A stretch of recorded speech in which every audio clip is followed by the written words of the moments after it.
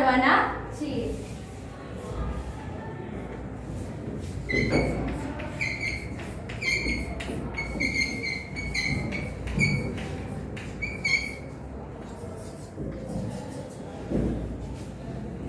આગળ જતા પહેલા હું તમને એક સંવાદ દ્વારા રજૂ કરવા માંગુ છું આજનો વિષય।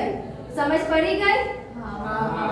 ઓકે, અમે બંને પાર્ટનર છીએ, પાર્ટનર બનવાના છીએ। આ મારી ફ્રેન્ડ છે રિદ્ધિ। ઓકે, હેલો, કેટલા સમય પછી મળ્યા આપણે? યસ, વધારે સમય થઈ ગયો। બોલ, કેમ છે તું? સારું છે, પણ અત્યારે કામનો લોડ એટલો વધારે છે ને। કેમ? મારા પાર્ટનરની અંદર હું એકલી જ ભાગીદાર છું મારી કંપનીની અંદર, એટલે મારાથી વધારે કામ થતું નથી। તો બીજો ભાગીદાર બનાવી લે।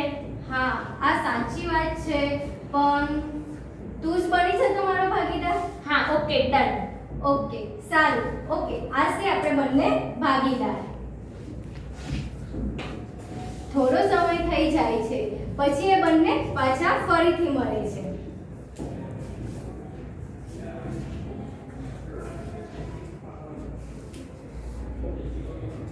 કેટલો સમય થઈ ગયો છે આપણે બંનેને ભાગીદાર બને, પણ કંપની ધારાના નિયમ પ્રમાણે 65 વર્ષની ઉંમરે આપણે ભાગીદારીમાંથી છૂટા પડવું પડશે।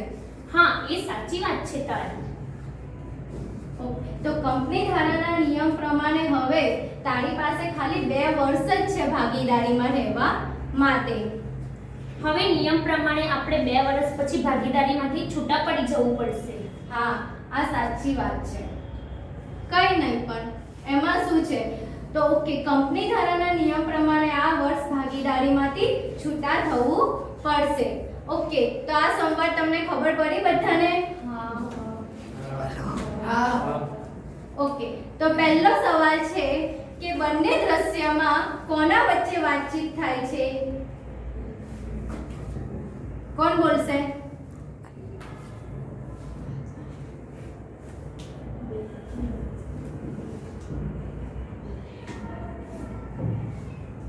બોલો, રિદ્ધિ અને ઊભા થઈને બોલો। Very good. રિદ્ધિ અને મારી ફ્રેન્ડ બીજી રિદ્ધિ બંને વચ્ચે વાતચીત થાય છે। દ્રશ્ય 1 માં શું સમજાવવામાં આવ્યું હતું? દ્રશ્ય 1 માં તમારી અને પેલા રિદ્ધિબેન વચ્ચે ભાગીદારી સર્જાય છે અને તે કંપનીની શરૂઆત કરે છે। વેરી ગુડ, બેસી જાઓ। દ્રશ્ય 2 માં રિદ્ધિ ભાગીદારીમાંથી કેમ છૂટી થાય છે?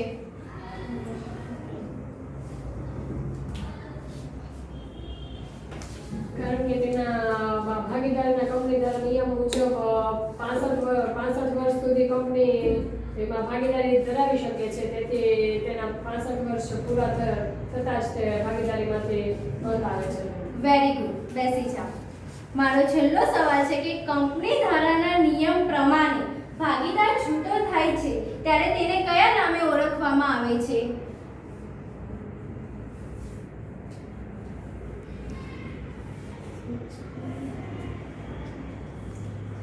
છૂટો થાય ત્યારે કયા નામે ઓળખવામાં આવે છે? કોણ બોલશે? ભાગીદારી નિવૃત્તિ। ઊંચા અવાજે બોલો થોડું। ભાગીદારી નિવૃત્તિ। વેરી ગુડ, ભાગીદારી નિવૃત્તિના વિશે ઓળખવામાં આવે છે। તો વિદ્યાર્થી મિત્રો, આજે આપણે ભાગીદારીના નિવૃત્તિ વિશે અભ્યાસ કરવાના છીએ।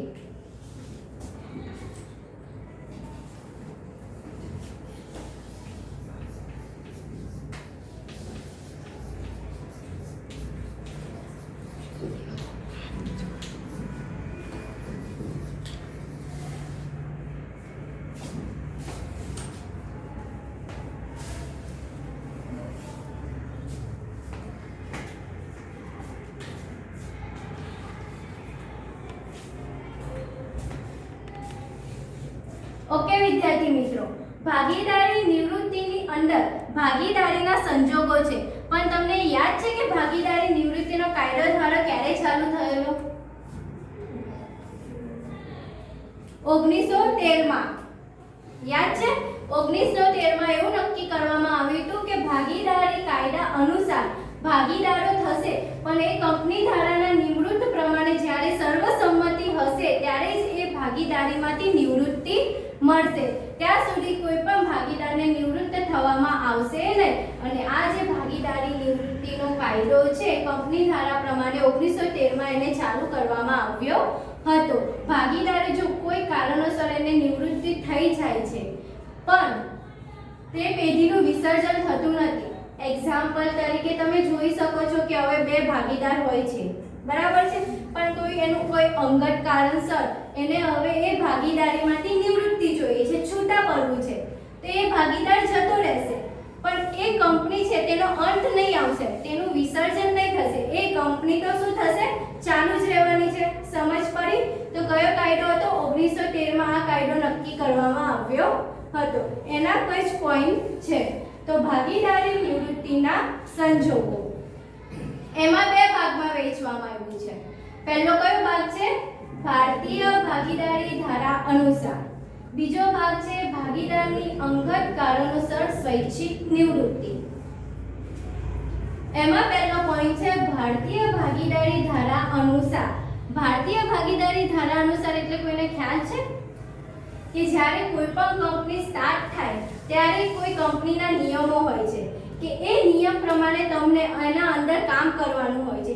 એ નિયમ હોય છે. એક્ઝામ્પલ તરીકે હવે તમે સ્કૂલમાં ભણો છો તો સ્કૂલના નિયમો છે તમારી પાસે કે તમને આવી રીતે આવવાનું, આ જ પહેરવાનું, ટાઈ પહેરવાની, ઇન્સ કરીને આવવાનું, બધા નિયમો છે.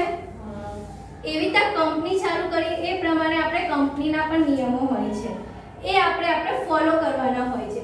તો પહેલો નિયમ એ બનાવે છે કે ભારતીય ભાગીદારી ધારા અનુસાર એના સમ પોઈન્ટ છે. પહેલું છે સર્વસંમતિથી. સર્વસંમતિથી એટલે કોઈને ખ્યાલ છે? જ્યારે કોઈ કંપની સ્થાપીએ એમાં ભાગીદાર બની જાય, પણ આપણો પોઈન્ટ છે કે ભાગીદારીની નિવૃત્તિ. એમાં પહેલો ટોપિક છે કે સર્વસંમતિથી. જ્યારે કોઈ પણ ભાગીદાર હોય, એક અથવા એક કરતાં વધુ ભાગીદારો, જ્યારે એ ભાગીદારને છૂટા પડવાનું હોય અથવા કે તેને નિવૃત્તિ જોઈએ એટલે એ ભાગીદારમાંથી એને મુક્ત થવું છે. તો પહેલા જે હવે એક્ઝામ્પલ તરીકે 4 ભાગીદાર છે, એમાંથી એક ભાગીદારને શું થવું છે? નિવૃત્ત થવું છે.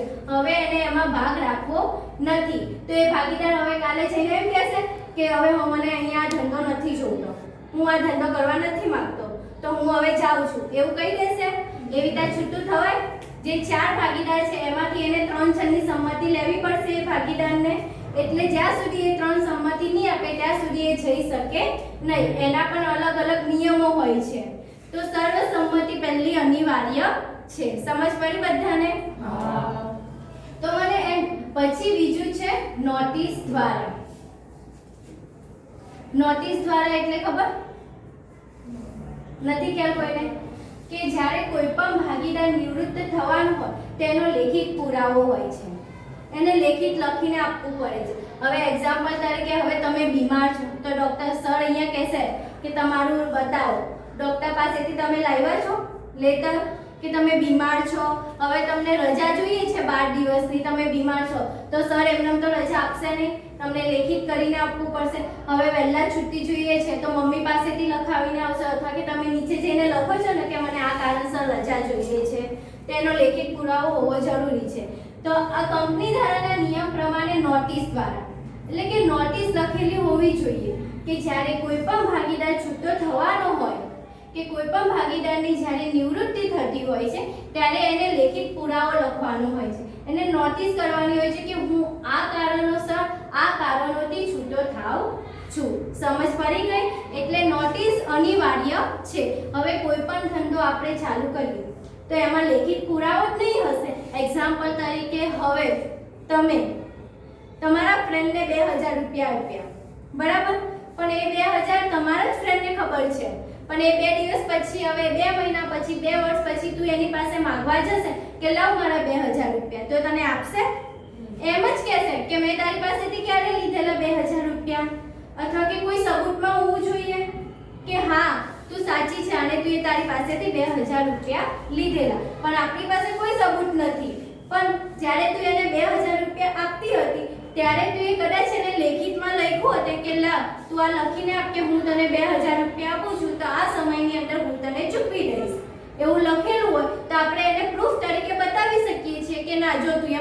પાસેથી શું લીધેલા? 2000 રૂપિયા લીધેલા. સમજ પડી ગઈ? એ રીતે નોટિસ લખેલી હોવી જોઈએ. કંપની ધારાનો બીજો પોઈન્ટ છે નોટિસ દ્વારા. આ સૌથી અગત્યનો પોઈન્ટ હોય છે. ત્રીજું છે કરાર દ્વારા. કરાર એટલે ખબર? કરાર એટલે ખબર કોઈને? કરાર કોને કહીએ? જ્યારે કોઈ પણ ધંધો કે કોઈ પણ કંપની આપણે સ્થાપવાની હોય ને ત્યારે એના કરાર કરવામાં આવે છે. જેમ કાયદો નક્કી થાય છે 2013 માં. અલગ અલગ રિવાજો હોય છે કાયદા કે પહેલા કોઈ કરાર હોય કે આ કરાર દ્વારા કંપની સ્થાપિત કરવાની છે, પણ કરાર કદાચ કોઈ વાર ના મંજૂરી પણ મળે કે આવી તો આ નહીં થશે, અને એના અંદર પણ અલગ અલગ નિયમો હોય છે. હવે તમે સ્કૂલમાં આવો છો તો તમને કદાચ કોઈ સ્કૂલનો નિયમ ગમે પણ અથવા કે ના પણ ગમે. એવી રીતે આ કરારમાં હોય છે કે ભાગીદારી કરાર અનુસાર એના કરારના કેટલાક નિયમો હોય છે, તે આપણે નિયમોનું પાલન કરવાનું હોય છે. એટલે કોઈ પણ ભાગીદાર જ્યારે છૂટો થાય અથવા કે તેની નિવૃત્તિ થાય છે ત્યારે એક કરાર હોય છે. કે એક્ઝામ્પલ તરીકે હવે બે ભાગીદાર છે, તેને એ ધંધાની અંદર આવવા માટે અનેક કરાર કર્યા હશે કે હું તને આ કરીશ, કે હું કંપનીની અંદર આવું છું, તો એના અંદર લેખિત પુરાવામાં કરાર આપ્યા હોય છે કે હું આ કારણોથી કરારમાં આવવા માંગુ છું. એ રીતે એને છે ને કરાર આપવામાં આવતા હોય છે. એક્ઝામ્પલ તરીકે કોઈ કંપની હોય છે, એની અંદર હવે મને જવું છે તો હું એમને કરાર આપીશ, એટલે કે હું એમને કહીશ કે હું આવું કરી શકું છું. એવા અલગ અલગ દસ્તાવેજો હોય છે, તેને આપણે કરાર દ્વારા કહીએ છીએ. ચોથો પોઈન્ટ છે ભાગીદારીની નાદારી. મને કહો કે ભાગીદારીની નાદારી એટલે શું? નાદાર વ્યક્તિ આપણે કોને કહીએ છીએ? કોણ બોલશે? બોલો. જ્યારે કોઈ કંપનીમાંથી તેનો ભાગીદારીનો અંત આવે ત્યારે તેને નાદારી થઈ જાય. વેરી ગુડ, બેસી જાઓ. ભાગીદારીની નાદારી આપણે એને કહી શકીએ છીએ કે જ્યારે કંપની ધારાના નિયમ પ્રમાણે આપણે ધંધો તો ચાલુ કરી દીધો, ભાગીદાર પણ બનાવી દીધા, પણ એ ભાગીદારને હવે છૂટા પડવું છે. એ ભાગીદાર નાદાર જાહેર થઈ જાય છે. એક્ઝામ્પલ તરીકે બે ભાગીદાર છે, એ બે ભાગીદાર 2 વર્ષથી કંપની ધારાના નિયમ પ્રમાણે બંને ભાગીદાર છે. 2 વર્ષ પછી હવે એ ભાગીદારને હવે છૂટો પડવું છે, તો શું કરશે? ભાગીદારી નાદારી એટલે કે એ છૂટો પડી જશે તો આપણા કંપનીનો અંત આવવાનો છે? નહીં આવશે ને. ખાલી ભાગીદારીનો જ અંત થશે કે બે ભાગીદાર હતા, બે પાર્ટનર હતા, તો એ પાર્ટનર જતો રહ્યો તો હવે એક જ વ્યક્તિ રહ્યો. તો ભાગીદારમાં છે ને કંપનીનો અંત નહીં આવશે, ખાલી ભાગીદાર છે એ વ્યક્તિનો અંત આવી જશે. એટલે ભાગીદારી નાદારી એને કહીએ છીએ કે કંપની ધારાના નિયમ અનુસાર જે વ્યક્તિ ભાગીદારીમાંથી છૂટો પડે છે તેને આપણે ભાગીદારી નાદારી કહેવામાં આવે છે. સમજ પડી? પાંચમો પોઈન્ટ છે ભાગીદારીનું મૃત્યુ થવાથી. ભાગીદારીનું મૃત્યુ થવાથી હવે અંદર કરારની અંદર એમ પણ લખવામાં આવ્યું હોય, જેમ આપણે ત્રીજો પોઈન્ટ જોયો કરાર દ્વારા, ને પાંચમો પોઈન્ટ સેમ જ છે કે ભાગીદારીનું મૃત્યુ થવાથી. હવે કંપની ચાલુ કરી, એમાં આપણે પાર્ટનરશિપ છીએ. હવે આપણી પાસે 3 પાર્ટનર છે એક્ઝામ્પલ તરીકે, તો એમાંથી એક પાર્ટનર મૃત્યુ પામ્યો, તો હવે એ તો કઈ લેખિત પુરાવો તો કરશે નહીં કે હું મરી ગયો છું. મરીને પછી થોડી લેખિત પુરાવો કરવામાં આવ્યો છે, આપોઆપ જ એનું મૃત્યુ થઈ જશે. મરી ગયો તો એનું મૃત્યુ પામ્યો તો એ થોડી આવવાનો છે, પાછો લેખિત કરાર કરવાનો છે કે હવે મને આ કંપનીમાંથી મુક્તિ જોઈએ છે, છૂટો પડી ગયો, નિવૃત્તિ જોઈએ છે. નહીં, આપોઆપ જ થઈ જશે કેમ કે મૃત્યુ પામ્યો છે. એટલે કંપની ધારાના નિયમ પ્રમાણે કોઈ પણ વ્યક્તિ મૃત્યુ પામે એ ત્યારથી એ ભાગીદારી પેઢીમાંથી નિવૃત્ત થાય છે, ત્યારથી એનો જે હિસાબ હોય છે એ ત્યાં એન્ડ આવી જાય છે. જેમ આપણે ત્રીજા મહિનામાં હિસાબના ચોપડા બંધ કરીએ છીએ એમ જ્યારથી કંપની ધારામાં જે દિવસથી આપણે છોડીએ છીએ એ દિવસથી એ ભાગીદારીનો અંત આવે છે. એક્ઝામ્પલ તરીકે તમે સ્કૂલમાંથી એલસી લઈ લો છો, આજે તમારે એલસી લેવાનું તો આજનો દિવસ તમારો છેલ્લો દિવસ કહેવાય. એમ ભાગીદારીનું મૃત્યુ થઈ જાય એ દિવસ એનો છેલ્લો દિવસ ગણવામાં આવે છે. સમજ પડી? છઠ્ઠો પોઈન્ટ અન્ય ભાગીદારો દ્વારા છૂટો કરવામાં આવે. હવે બોલો, કોઈ અન્ય ભાગીદારોમાંથી છૂટો કરવામાં આવે ત્યારે કોઈને ખબર છે કે અન્ય ભાગીદારો દ્વારા છૂટો કેવી રીતે થાય? નહીં ખબર ને. કંપની ધારાના નિયમ પ્રમાણે કે જ્યારે ભાગીદારીની નિવૃત્તિ થાય ત્યારે એ ભાગીદારો છૂટો થવાનો લેખિત નોટિસ દ્વારા પણ થઈ શકે. હવે બે પાર્ટનરશિપ છે, હવે એક ભાગીદાર છે તે કંપનીની અંદર કંઈ ગોટાળા કરતો હોય અથવા કે એ એવી રીતે કામ કરતો હોય તે બીજાને ગમતું ના હોય, ગેરનીતિ અપનાવતો હોય, તો એ ભાગીદારી એટલે એનો જે પાર્ટનર છે એને કહેશે ને બસ હવે તું હવે ભાગીદારીમાંથી છૂટો પડી જા, હવે મને તારી સાથે ભાગ રાખવો નથી, તો અન્ય ભાગીદારો દ્વારા એને છૂટો કરવામાં આવશે. એટલે એને ગેરનીતિના કારણે અથવા કે કંપની ધારીના અનુપ નિયમો છે એને જે અપનાવતો ના હોય એના દ્વારા ભાગીદારીમાંથી એને છૂટું કરવામાં આવે છે. સમજ પડી ગઈ આજનું આ? હા.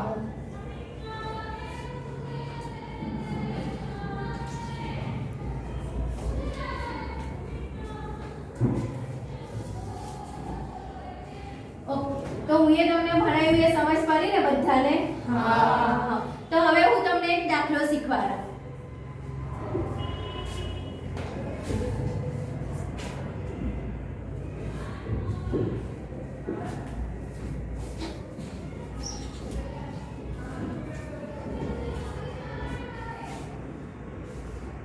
દાખલા નંબર 1. A, B અને C 4:3:2 ના પ્રમાણમાં નફો નુકસાન વહેંચતા ભાગીદારો છે. A નિવૃત્ત થાય છે. B અને C વચ્ચે નફા નુકસાનનું નવું પ્રમાણ કેટલું છે? 2:1 નક્કી કરવામાં આવ્યું. B અને C નું લાભનું પ્રમાણ નક્કી કરો. હવે હું એ તમને સમજાવ્યું એમ આની અંદર 3 ભાગીદારો છે, એક A, B અને C. એ કરારની અંદર એને 4:3:2 ના પ્રમાણમાં એ ભાગીદાર 4 લાવેલો, B 3 અને C 2 ના પ્રમાણમાં નફો નુકસાન વહેંચતા ભાગીદારો છે. એમાંથી જે પહેલો ભાગીદાર હતો તે નિવૃત્ત થાય છે, તો B અને C બે ભાગીદારો બચ્યા, એનું નવું પ્રમાણ છે 2:1. તો એનું હવે લાભનું પ્રમાણ આપણે શોધવાનું છે.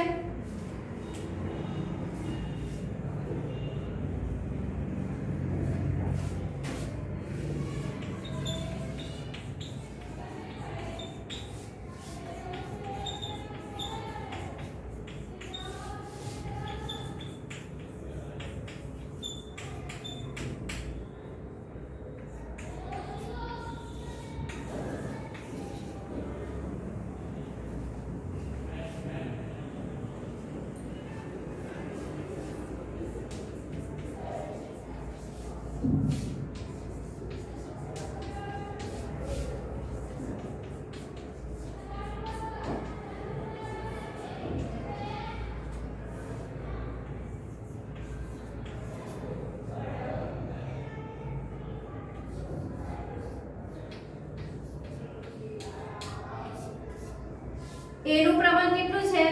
4. B નું પ્રમાણ 3. અને C નું 2.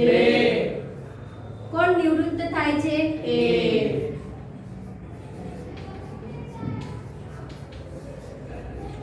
અને B અને C નું નવું પ્રમાણ કેટલું છે? 2.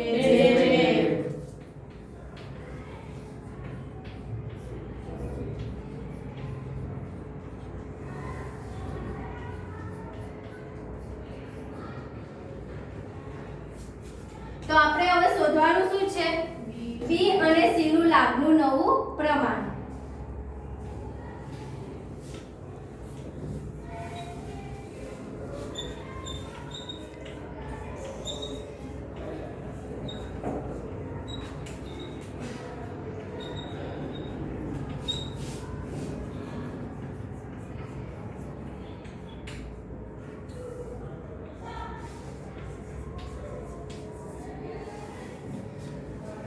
સૂત્ર શું આવશે?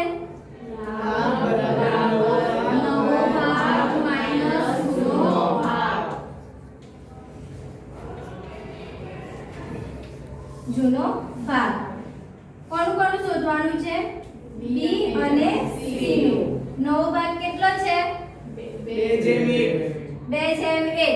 એટલે કેવી રીતે આવશે? 2:1 બરાબર 3. 2 + 1 બરાબર 3. પછી જૂનો ભાગ કેટલો છે? 4:3:2 બરાબર કેટલા આવશે? 4 +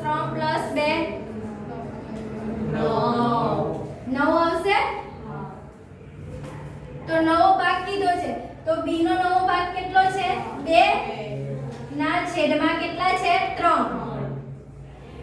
માઈનસ જૂનો ભાગ કેટલો છે b નો 3 3 ના છેદમાં પ્લસ કેટલા છે 9 એ જ રીતે c નો ભાગ કેટલો છે 1 1 ના છેદમાં 3 માઈનસ જૂનો ભાગ કેટલો છે 2 ના છેદમાં 9 હવે તમે મને એમ કહો આનો લસા લેવો પડશે સૌથી મોટી સંખ્યા છે તો 9 ને એ રીતે ગુણો કે જેનો જવાબ 3 તો 3 તળી 9 ને 3 એકા 3 તો આનો ક્રોસ ગુણાકાર થશે બરાબર ક્રોસ ગુણાકાર થશે એટલે શું આવશે બોલો 3 દુ 6 3 એકા માઈનસ છેલ્લા ભાગમાં 9 એ જ રીતે આનો પણ થશે અહીંયા 1 અને અહીંયા 3 બરાબર 3 એકા માઈનસ 2 એકા છેદમાં 9 6 માંથી 3 જશે તો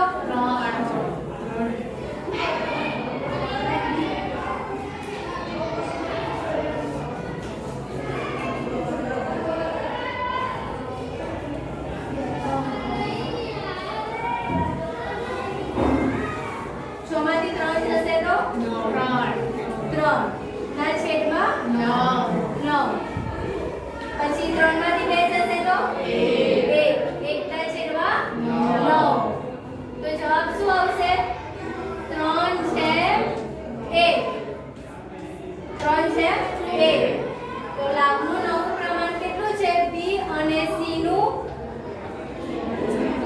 3 છે 2 છે સમજ પડી ગઈ લખી દેવ દાખલો માત્ર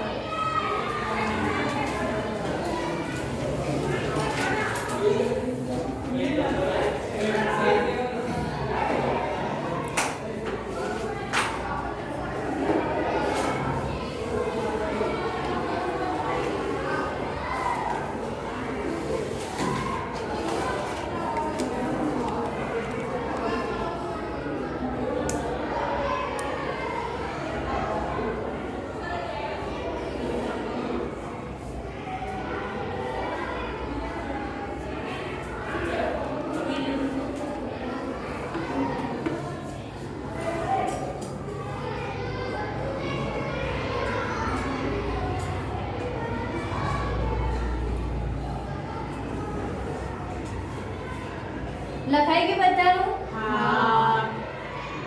તો આ દાખલામાં બધાને સમજ પડી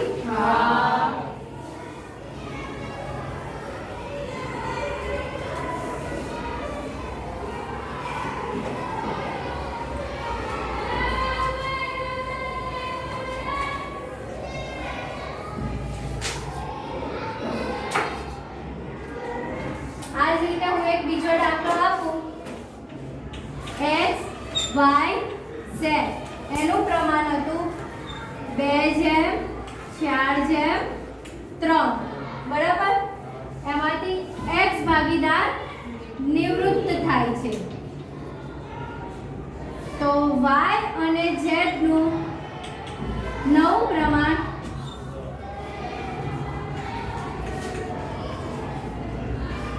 4:3 છે તો આ દાખલો થશે સૂત્ર શું આવશે લાભ બરાબર નવો ભાગ માઈનસ જૂનો ભાગ કયો ભાગીદાર નિવૃત્ત થાય છે x નિવૃત્ત થાય છે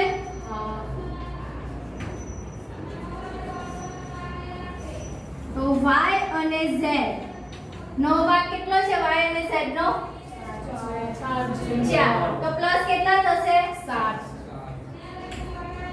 અને 9 બરાબર સમજ પડી ગઈ તો આમાં ખાલી y નો નવો ભાગ અને z નો નવો ભાગ આપી દીધો છે ઓલરેડી પ્રમાણ કેટલું છે 4:3. આમાં આપણે લાભનું પ્રમાણ શોધવાનું કીધું નતું, ખાલી કેટલું પ્રમાણ શોધવાનું કીધું હતું 9 પ્રમાણ. તે તો ઓલરેડી આપી જ દીધું છે. સમજ પડી ગઈ બધાને?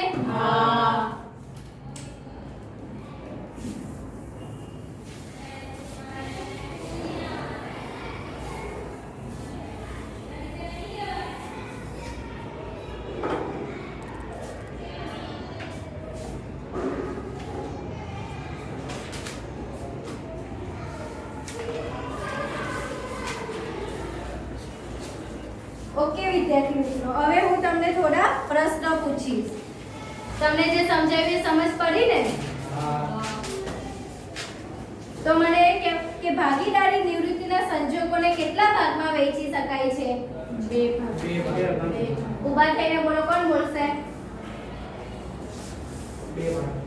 આખું ભારતીય ભાગીદારી ધારા અનુસાર ભાગીદારીની પરિબળ કારણોસર બીજું કોણ બોલશે? આખું ભાગીદારીની નિવૃત્તિના સંજોગોને 2 ભાગમાં વહેંચવામાં આવે છે. વેરી ગુડ, બેસી જાઓ. બીજો સવાલ છે કે ભાગીદાર નિવૃત્તિના સંજોગો જણાવો. કોણ બોલશે ભાગીદાર નિવૃત્તિના સંજોગો? ભારતીય ભાગીદારી અનુસાર ભાગીદારી સગી ભાગીદારી અનુસાર કારણોસર બેસી જાઓ. ભાગીદાર નિવૃત્તિના 2 સંજોગો છે, ભારતીય ભાગીદારી ધારા અનુસાર અને ભાગીદારીની સ્વૈચ્છિક નિવૃત્તિ થાય તેને. સમજ પડી ગઈ આજનું બધાને? ઓકે.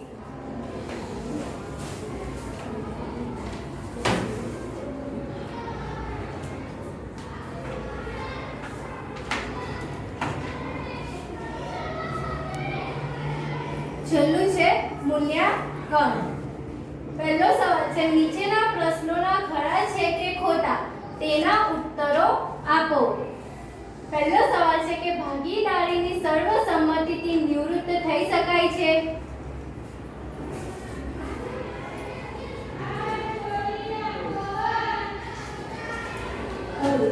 Very good. પહેલાનો આન્સર આવશે ખરું. બીજો છે, ભાગીદારીની નિવૃત્તિ નોટિસ દ્વારા થઈ શકે છે?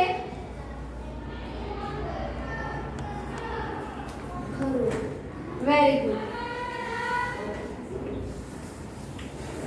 ખરું. નીચેના પ્રશ્નોની ખાલી જગ્યા પૂરો. નિવૃત્ત થતા ભાગીદારોનું પ્રમાણ ખાલી જગ્યાના પ્રમાણમાં વહેંચાય છે.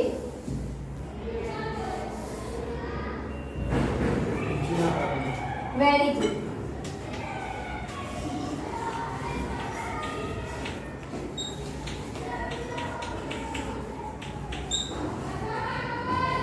બીજું છે, નિવૃત્ત થતા ભાગીદારોને ખાલી જગ્યા કારણોથી થઈ શકે છે.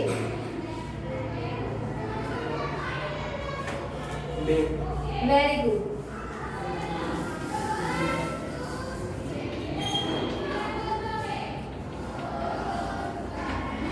લખી દેવા.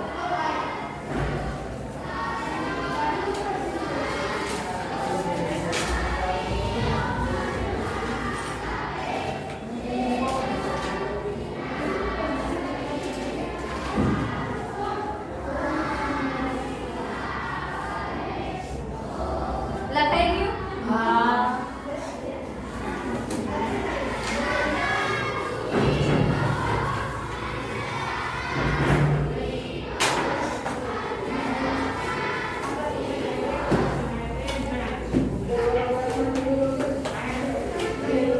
તો આજે હું એ ભણાવ્યું, બધાને સમજ પડી?